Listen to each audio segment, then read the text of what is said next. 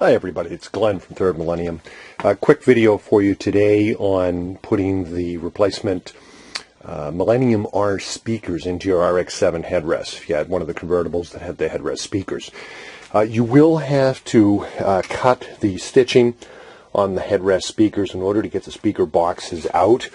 The way to do that is just very fine sharp razor blade along the stitching. You want to cut the threads of the stitching, not the material itself.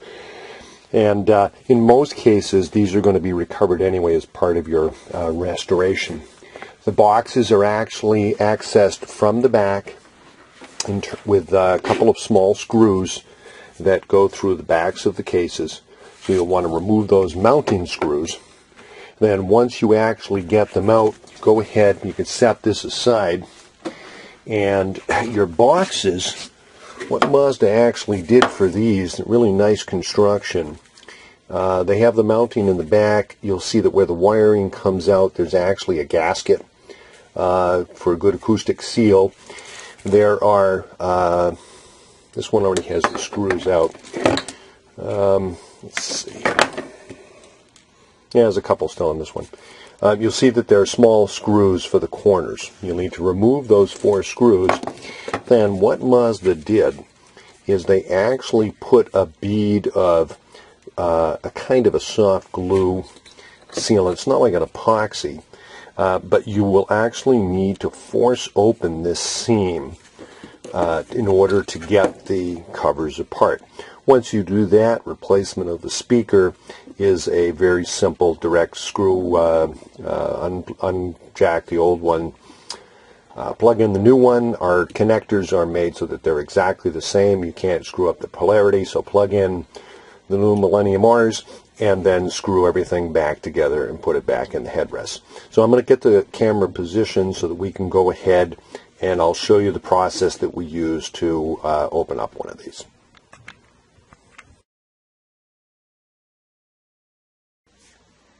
Alright, got one of our boxes here. Just tip it up on end. What we're going to do is just use a small fine blade screwdriver. We're just going to put it on the seam, and what we're going to do is try to drive that straight down, small hammer on this outside edge just to start easing it open. And then as we do and get an opening there, as we get that, we'll use a slightly larger flat blade screwdriver and we'll just start prying those apart. Now, you might burr up the edge of the box a little bit as you do this. It's not a big deal. You can actually just sand that down to smooth it off, but this is going to go back into the headset at any rate. The boxes are extremely tough. This is ABS. It will not crack, so you don't have to worry about that. So again, just go easy on this, and let's see what we can do here.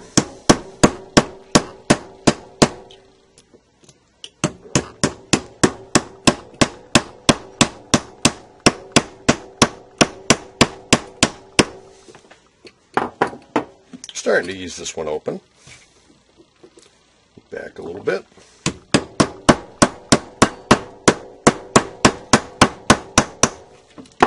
Okay, now we're getting a good opening here. Hopefully the camera will pick this up.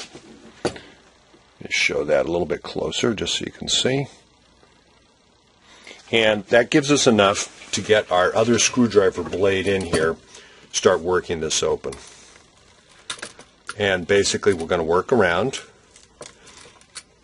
You can see it flexing as it's starting to give.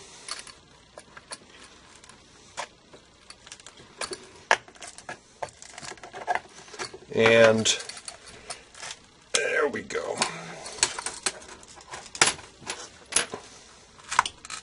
Okay, and we got it. Now, you'll notice these are 2 different size Millennium-Rs. We've also got 2 different sizes. We're going to use this connector here and this for the crossover capacitors we put on.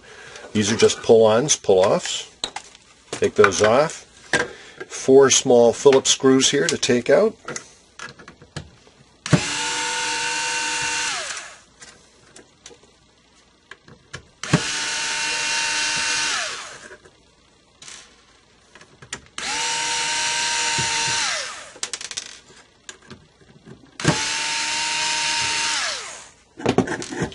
And we lift out the old speaker. and there it is. You can see part of the reason why these didn't sound very good. These were just a very, very, very inexpensive paper cone speaker with a paper accordion surround, tiny, tiny little magnet. They basically use these as a tweeter. And acoustically, you don't want a tweeter. I mean, with headrest speakers, the speaker is almost like wearing a pair of headphones. What you really want is a mid-range for the vocals to be nice and clear and warm. And the idea of having a tweeter anywhere firing towards your head is just a bad idea. So you can see the difference. Here's our Millennium-R speaker. Same physical dimensions, much larger magnet. We have the crossover capacitor crossing these over down at about 100 cycles, whereas this was probably several thousand cycles. And we actually have, of course, the treated cone and butyl rubber surround, which allows large excursions for lower frequency response. So the steps for replacement here: simply set the speaker into place, reattach with your small screws. Inside here was a piece of, it's actually like a scrap wool for acoustic baffling purposes. Leave that in here. Reattach the two wires. Again, the large wire goes up here on the large terminal. The small one goes to the small terminal by itself. This one is just for the connection of the crossover capacitor. Nothing goes on there. So simply attach those, screw it back together. You don't have to worry about putting any glue or anything like that back on, and you're all set. Hope this helps you guys out with your RX-7. It's a beautiful car. Hope this will help out for you to enjoy it a little bit more with some good audio. Thanks.